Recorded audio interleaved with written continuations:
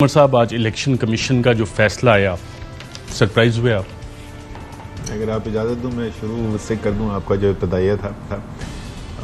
ये तो 5 लोग जो थे उनको मैं नहीं जानता। जनरल सरफराज से मेरी मुलाकात थी और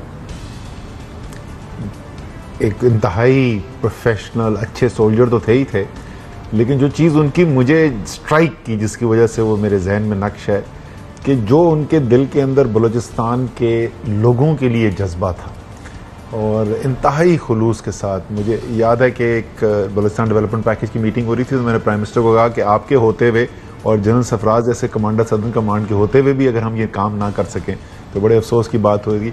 और उस लिहाज से एक आप कहें कि उनकी ही उस सोच की अक्कासी है कि शहीद भी हुए तो बलूचिस्तान के लोग मुश्किल में थे और उनकी मदद करने के लिए गए हुए थे, तो मैं उनको ट्रिब्यूट पेश करना चाहता हूँ। मैं भी थोड़ा सा ऐड कर दूँ नाज़रीन, lieutenant general Sarfaraz Ali professional soldiers तो यकीनन थे ही थे, बहुत अच्छे और नफीस इंसान भी थे। आपने उनकी चंद तस्वीर देखी होंगी जिसमें उन्होंने एक बच्ची को उठाया हुआ है, बच्चों के साथ मिल रहे हैं, लोगों के साथ मिल रहे हैं। हमारी अक्सर अशराफिया आम लोगों से हाथ मिलाना भी पसंद नहीं करती, और गलती से अगर हाथ मिला ले तो जाके बार बार अपने हाथ धोते हैं। जिस प्यार मोहब्बत के साथ ये लोगों से मिल रहे हैं, हकीकत में भी इतने ही शफीक इंसान थे, इंतहाई नफीस शख्सियत के मालिक भी थे और स्ट्रेट टॉकर, जो सीधी बात करते थे। और अपना जब बतौर DG-MI और बतौर कोर कमांडर, मैंने दोनों अदवार में उनके साथ कुछ थोड़ी बहुत इंटरेक्शंस रही हैं, और जितनी भी इंटरेक्शंस हुई उन्हें इंतहाई नफीस इंसान पाया। अल्लाह ताला इन सब को जवार रहमत में जगह दे। फॉरेन फंडिंग, इमरान खान पाकिस्तान की सियासत का हिस्सा नहीं रह सकता, कानून की मंशा ये है, वजीर कानून ने आज कहा।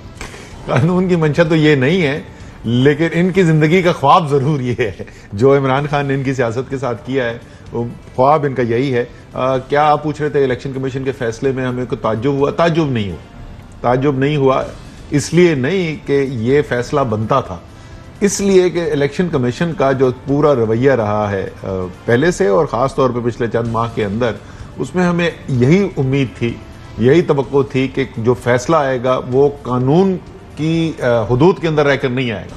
उसको रबड़ की तरह खींच के क्या कानून से ऊपर जा के उन्होंने जिस तरह से, आगे तफसील में बात करेंगे हम, तो इसलिए मुझे ये भी यकीन है कि ये कोर्ट के अंदर ठहरेगा नहीं ये फैसला। वफाकी हुकूमत, वजारत दाखिला, वजारत कानून इस हवाले से काम शुरू कर चुकी है। मे भी रेफरेंस भी भेजेंगे सुप्रीम कोर्ट। इलेक्शन कमीशन में भी एक पिटीशन दायर हो गई है और उसमें कहा गया जी गलत एफिडेविट दिया इमरान खान साहब ने, तो इन्हें नाअहल किया जाए और पाबंदी लगाई जाए इमरान खान साहब पे। अच्छा, मजे की बात यह है वो एफिडेविट बोल रहे हैं, वो एफिडेविट ही नहीं है। मतलब एफिडेविट आगे तो तफसील बाद में आएगी, वो एफिडेविट है ही नहीं, वो सर्टिफिकेशन होती है। कानून के अंदर एफिडेविट की नौयत और सर्टिफिकेशन की नौयत बिल्कुल मुख्तलिफ है और मुख्तलिफ उसकी इंप्लीकेशंस होती हैं। वो बाकायदा उसके ऊपर आज मैंने अपनी प्रेस कॉन्फ्रेंस के अंदर वो दिखाया भी था, कागज जो दस्तखत करके चेयरमैन की तरफ से जाता है, तमाम पार्टियों के चेयरमैन को करना पड़ता है, इमरान खान भी उसको करते हैं। तो पहली बात तो उसके ऊपर लिखा हुआ बड़ा बड़ा सर्टिफिकेट लिखा होता है, वो एफिडेविट है भी नहीं। एफिडेविट क्या होता है? वो होता है एक हल्फिया बयान, जिस तरीके से जब हम इलेक्शन के गोशवारे शामिल करते हैं, जमा करते हैं, तो उसके अंदर हम बताते हैं ये हमारे असासे हैं और उन असासों के ऊपर हम हल्फ उठाते हैं कि क्योंकि वो हमारे असासे, जैसे शहबाज शरीफ साहब ने लाहौर हाई कोर्ट में दिया था कि नवाज शरीफ इतने अरसे में वापस आ जाएंगे। ठीक है।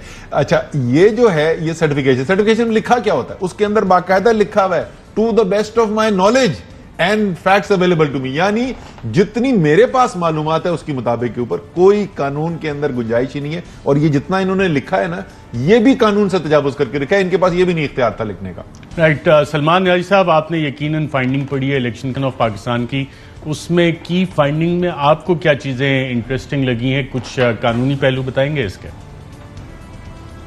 देखिए अच्छा साहब, पहले मैं थोड़ा सा क्लियर कर दूं, एक चीज होती है सर्टिफिकेट, एक होता है एफिडेविट। सर्टिफिकेट आप कहते हैं सनद को और एफिडेविट कहते हैं बयान हल्फी को। और बयान हल्फी जो होता है हमेशा वो अंडर ओथ देते हैं टू एक नोटराइज ऑफिसर के सामने आप, तो उसकी लीगल वैलिडिटी भी बहुत ज़्यादा होती है। जो ये इसमें PTI ने दिया हुआ है उसको मैंने देखा है, वो एक सर्टिफिकेट है। अब इस तरह असद उमर साहब ने कह दिया है कि to the best of my knowledge उसमें लिखा हुआ है। और अगर आपने 62(1)(f) की तलवार लेके आनी है और डिस्क्वालिफिकेशन की तरफ जाना है तो फिर एफिडेविट होना चाहिए था। और वो भी अगर होता तो supreme court of Pakistan Khawaja Asif साहब के केस में कह चुकी है कि सिंपल या मेयर मिस स्टेटमेंट जो होती है वो डिस्क्वालिफिकेशन उससे नहीं हो सकती अनलेस अपने डिसऑनेस्टी या मैलिस या इंटेंशन प्रूव करनी है कि इस बंदे को इस चीज़ से मटीरियल बेनिफिट था। और ये तो नॉमिनेशन पेपर्स का एफिडेविट भी नहीं था, ये तो एक पार्टी के अकाउंट से रिलेटेड एक स्टेटमेंट थी, एक सर्टिफिकेट था। तो मेरे ख्याल से इस फाइंडिंग से डिस्क्वालिफिकेशन का तो कोई क्वेश्चन अराइज ही नहीं होता। अगर आपने इसको फ्लेक्सिबल करना है, अपनी ख्वाहिश के हिसाब से इंटरप्रेट करना है, तो वो आप जो बिल्कुल ठीक है। सलमान यार साहब, बाकी आप बाद में कंटिन्यू करेगा जो आपने ये वाला पॉइंट है और असद उमर साहब ने। असद उमर साहब, पैराग्राफ 69 पे पॉइंट नंबर के और पेज नंबर 96 जो स्क्रूटनी कमेटी बनी थी, इसका आखिरी पैरा पढ़ के मुझे मतलब समझा सकते हैं? क्या इलेक्शन कमीशन ऑफ पाकिस्तान ने अपनी स्क्रूटनी कमेटी की जो फाइंडिंग थी उसको भी स्ट्रेच किया है पैराग्राफ 8 लिखते वक्त, और इसका मतलब क्या है? जी, ये पहले अगर मैं पढ़ दूं, ये कह रहे हैं कि it is evident from the above fact that chartered accountant of PTI during the scope period did not reconcile PTI's account with the bank statements and तो ऑडिटर को, अकाउंटेंट को उन्होंने होल्ड किया है। और ये भी बता दूं कि इसके बाद बाकायदा पूरा पढ़ लें एक दफा। as per their audit certificates opinion given to the Central Executive Committee PTI which submitted the same to the Election Commission of Pakistan, यानी सेंट्रल एग्जीक्यूटिव कमेटी को जो ऑडिटर्स ने दिए, उस ऑडिटर की रिपोर्ट की बुनियाद के ऊपर उन्होंने आगे इलेक्शन कमीशन को जमा करा दिए।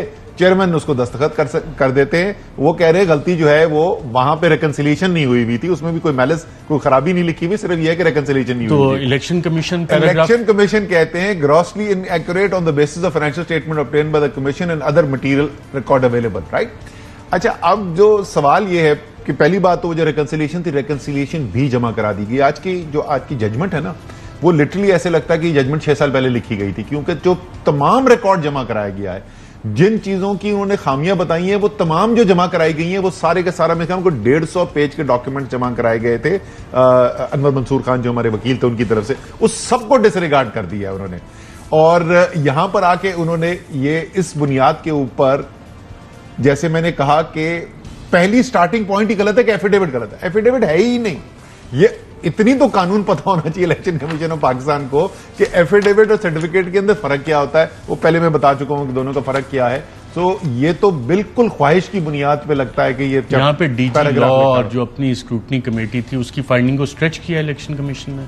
स्ट्रेच भी मतलब रबड़ की तरह स्ट्रेच किया। इनफैक्ट जो उन्होंने लिखा है उसको इग्नोर किया। स्ट्रेच नहीं है सिर्फ, यानी उन्होंने बाकायदा लिखा है कि ऑडिट रिपोर्ट के अंदर गलती थी जो सेंट्रल एग्जीक्यूटिव कमेटी को ली गई। फैसला तो इस स्क्रूटनी कमेटी की बेसिस पे आना था, इन्होंने किया ना। तो ये तहरीक इंसाफ का लिखा हुआ पेपर नहीं है। जो स्क्रूटनी कमेटी बनाई गई है, वो स्क्रूटनी कमेटी इस नतीजे पे पहुंच रही है कि सेंट्रल एग्जीक्यूटिव कमेटी की कोई गलती नहीं है। उनको जो डॉक्यूमेंट्स दिए गए, उन्होंने ऑनेस्टली वही डॉक्यूमेंट आगे पास ऑन कर दिए गए। लेकिन चीफ इलेक्शन कमिश्नर और दीगर कह रहे हैं इमरान खान ने गलती की। चीफ इलेक्शन कमिश्नर तो देखें, एक जरा सा एक चीज जहन में रखें। अब मैंने आज प्रेस कॉन्फ्रेंस में कहा था, एक चीज आप जहन में रखेंगे ना तो सब चीज, ये इलेक्शन कमीशन ऑफ पाकिस्तान एक पीडीएम का झैली इदारा है आजकल। ये एक सियासी हरीफ है, ये रियासती इदारा नहीं लगाया है। लोग कहते हैं, आज भी प्रेस कॉन्फ्रेंस में कहा आपने लगाया है। पहली बात तो ये पूरा इलेक्शन कमीशन हमारा लगाया हुआ नहीं है, लेकिन हाँ, हम इनमें से इलेक्शन कमीशन के मेंबरान हमारे भी लगाए हुए हैं। और ये मैं पहले भी कह चुका हूं। इससे क्या साबित हुआ?